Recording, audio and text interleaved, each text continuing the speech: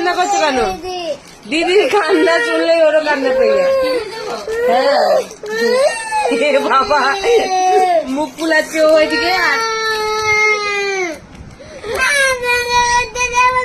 ভাই পায়ে পা দিচ্ছ কেন?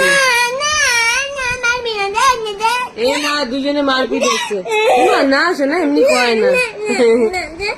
ছেড়ে দাও বাবা ছেড়ে দাও ভাই বলবি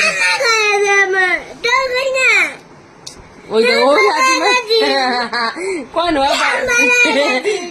বড় হয়নি শোনা চুপ করে পাটা সরাও ভাই গায়ে লাগবে